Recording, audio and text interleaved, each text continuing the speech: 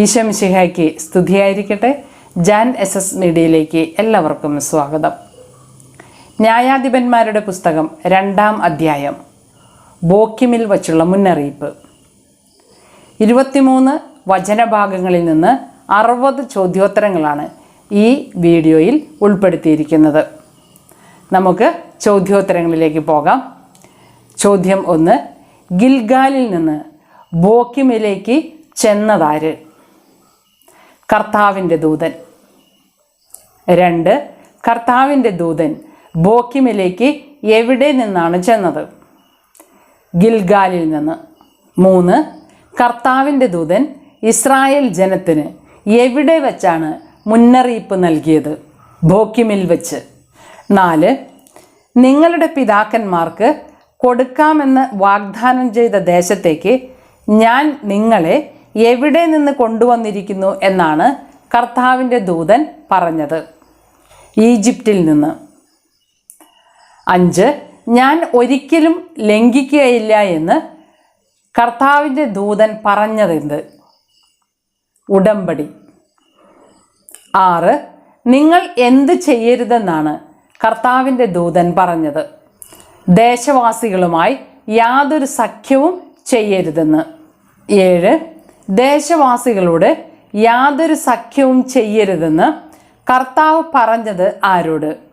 Israel ഗോത്രക്കാരോട്. 8. ദേശവാസികളുടെ എന്ത് നശിപ്പിച്ചു കളയണം എന്നാണ് കർത്താവിൻ്റെ ദൂതൻ ഇസ്രായേൽക്കാരോട് പറഞ്ഞത്? ബലിപീഠങ്ങൾ. 9. നിങ്ങൾ എൻ്റെ കൽപ്പന അനുസരിച്ചില്ല എന്ന് ആര് ആരോട് പറഞ്ഞു? കർത്താവിൻ്റെ ദൂതൻ ഇസ്രായേൽ ഗോത്രക്കാരോട്. 10. നിങ്ങളുടെ മുൻപിൽ നിന്ന് ഞാൻ അവരെ പുറത്താക്കുകയില്ല. ആരെ? ദേശവാസികളെ. 11. ദേശവാസികൾ എന്തെല്ലാം ഉപദ്രവങ്ങളാണ് ഇസ്രായേൽ ഗോത്രത്തോട് ചെയ്യാൻ പോകുന്നതായി വചനം പറയുന്നത്? 2 കാര്യങ്ങളാണ് വചനത്തിൽ സൂചിപ്പിച്ചിട്ടുള്ളത്. 1. അവർ നിങ്ങളുടെ എതിരാളികളായിത്തീരും. 2. അവരുടെ ദേവന്മാർ നിങ്ങൾക്ക് കെണിയായിത്തീരും. 12. കർത്താവിൻ്റെ ദൂതൻ്റെ അറിയിപ്പുകൾ കേട്ടപ്പോൾ ഇസ്രായേൽ ജനം എന്തു ചെയ്തു? ഉച്ചത്തിൽ കരഞ്ഞു. 13. ഇസ്രായേൽ ജനം ഉച്ചത്തിൽ കരഞ്ഞുകൊണ്ട് പറഞ്ഞ പേരെന്ത്? ബോക്കിം. 14. ബോക്കിം എന്ന വാക്കിൻ്റെ അർത്ഥമെന്ത്? വിലപിക്കുന്നവർ. 15.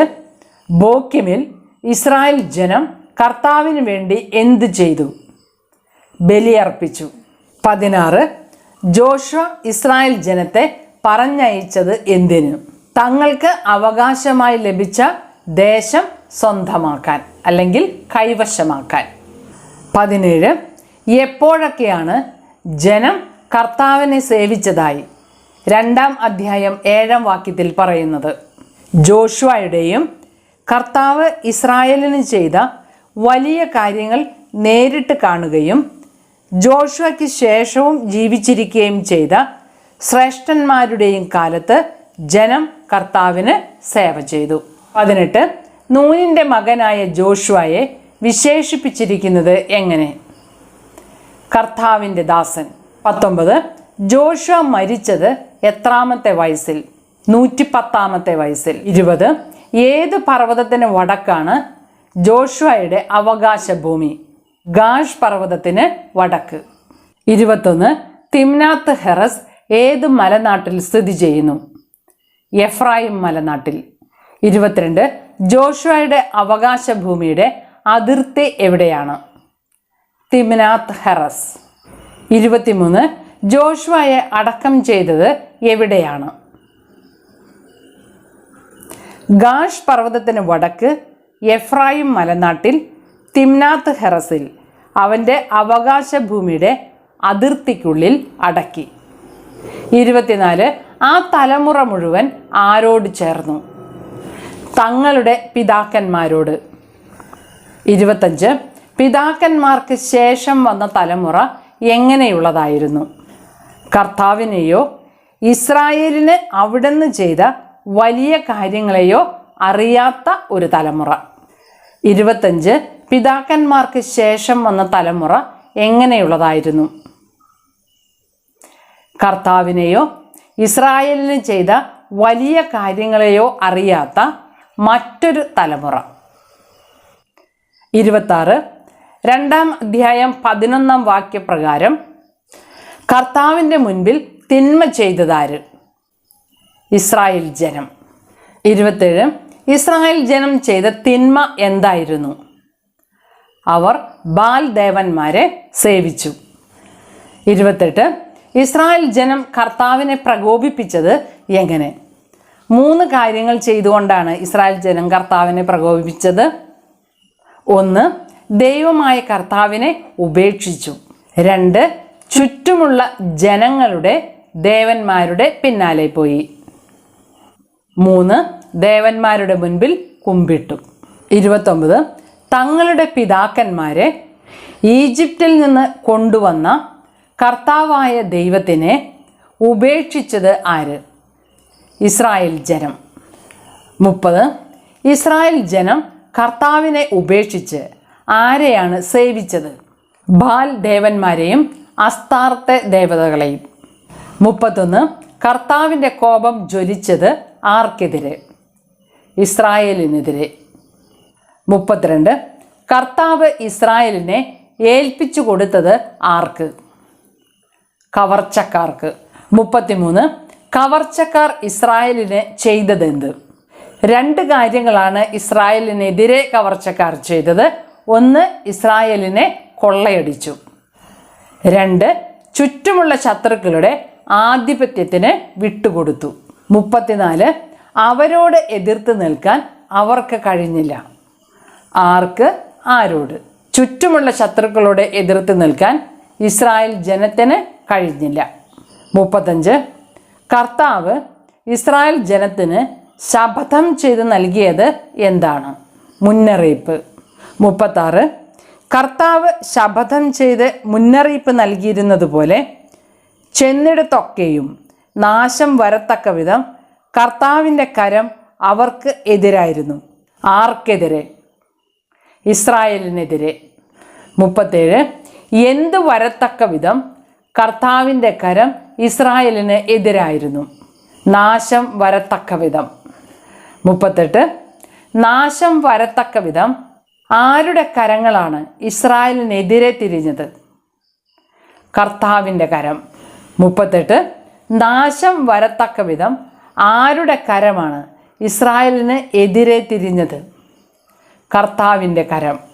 39 നാശം വരത്തക്ക വിധം കർത്താവിൻ്റെ കരം ഇസ്രായേലിനെതിരെ തിരിഞ്ഞപ്പോൾ അവർക്ക് എന്ത് സംഭവിച്ചു? കഷ്ടത.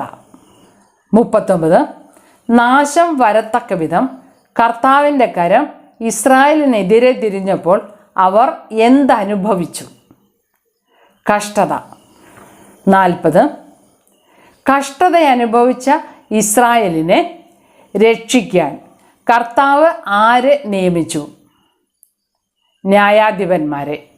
41 കവർച്ച ചെയ്തിരുന്നവരുടെ ആധിപത്യത്തിൽ നിന്ന് ഇസ്രായേൽ ജനത്തെ രക്ഷിച്ചതാര്? ന്യായാധിപന്മാർ. 42 ഇസ്രായേൽ ജനം അനുസരിക്കാതിരുന്നത് ആരെ?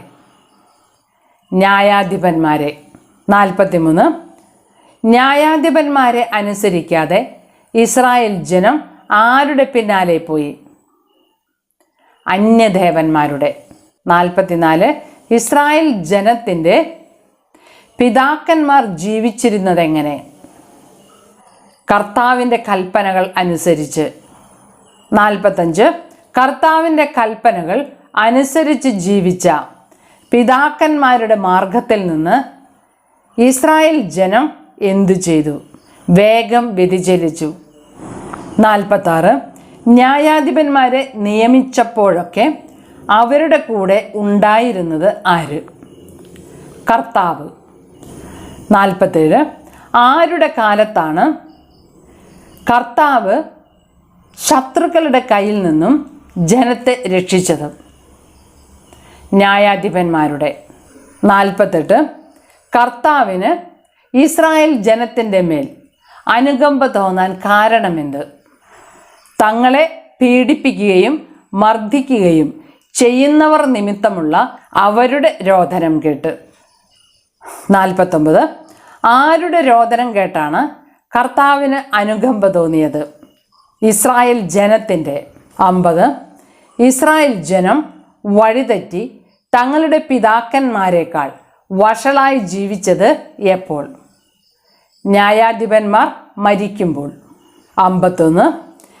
ന്യായാധിപന്മാർ മരിക്കുമ്പോൾ ഇസ്രായേൽ ജനം എങ്ങനെയാണ് വഴിതെറ്റി ജീവിച്ചത്? മറ്റു ദേവന്മാരെ സേവിച്ചും നമസ്കരിച്ചും അവരുടെ പിന്നാലെ പോയി. 52. മറ്റു ദേവന്മാരെ സേവിച്ചും നമസ്കരിച്ചും അവരുടെ പിന്നാലെ പോയപ്പോൾ അവർ ഉപേക്ഷിക്കാതിരുന്നത് എന്ത്? തങ്ങളുടെ ആചാരങ്ങളും മർക്കടമുഷ്ടിയും. 53. മറ്റു ദേവന്മാരെ സേവിക്കുകയും നമസ്കരിക്കുകയും അവരുടെ പിന്നാലെ പോവുകയും ചെയ്തതുകൊണ്ട് ആരുടെ കോപമാണ് ഇസ്രായേൽ ജനത്തിനെതിരെ ജ്വലിച്ചത്? കർത്താവിൻ്റെ കോപം. 54. ഇസ്രായേൽ ജനം ചെയ്ത തെറ്റെന്താണ്? 2 കാര്യങ്ങളാണ് വചനത്തിൽ പറയുന്നത്. അവരുടെ പിതാക്കന്മാരോട് ഞാൻ ചെയ്ത ഉടമ്പടി ലംഘിച്ചിരിക്കുന്നു. ഇതാണ് ഒന്നാമത്തേത്. രണ്ടാമത്തേത്, എൻ്റെ വാക്കുകൾ അവർ അനുസരിച്ചില്ല. 55. ആര് മരിക്കുമ്പോൾ അവശേഷിച്ചിരുന്ന ജനതകളെ അവരുടെ മുമ്പിൽ നിന്ന് ഞാൻ നീക്കിക്കളയുകയില്ല എന്നാണ് കർത്താവ് പറഞ്ഞത്. ജോഷുവ മരിക്കുമ്പോൾ. 56. ജോഷുവ മരിക്കുമ്പോൾ അവശേഷിച്ചിരുന്ന ജനതകളെ ആരുടെ മുമ്പിൽ നിന്ന് നീക്കിക്കളയുകയില്ല എന്നാണ് കർത്താവ് പറഞ്ഞത്? ഇസ്രായേൽക്കാരുടെ. 57. ആരെ പോലെ കർത്താവിൻ്റെ വഴികളിൽ നടക്കാൻ ഇസ്രായേൽക്കാർ ശ്രദ്ധിക്കുമോ ഇല്ലയോ എന്ന് എനിക്ക് പരീക്ഷിച്ചറിയണം എന്നാണ് കർത്താവ് പറഞ്ഞത്. തങ്ങളുടെ പിതാക്കന്മാരെ പോലെ. 58. തങ്ങളുടെ പിതാക്കന്മാരെ പോലെ ആരുടെ വഴികളിൽ നടക്കാൻ ഇസ്രായേൽ ജനം ശ്രദ്ധിക്കുമോ എന്നാണ് കർത്താവ് പരീക്ഷിച്ചറിയാൻ പോകുന്നത്? കർത്താവിൻ്റെ വഴികളിൽ. 59. കർത്താവ് ആ ജനതകളെ ഉടനെ നീക്കിക്കളയുകയോ ജോഷയുടെ കൈകളിൽ ഏൽപ്പിച്ചു കൊടുക്കുകയോ ചെയ്തില്ല. ആരെ? ജോഷുവ മരിക്കുമ്പോൾ അവശേഷിച്ചിരുന്ന ജനതകളെ. 60. അതുകൊണ്ട് കർത്താവ് ആ ജനതകളെ ഉടനെ നീക്കിക്കളയുകയോ, ഒരു ഭാഗം വിട്ടുപോയിരിക്കുകയാണ്, കൈകളിൽ ഏൽപ്പിച്ചു കൊടുക്കുകയോ ചെയ്തില്ല. ജോഷുവയുടെ.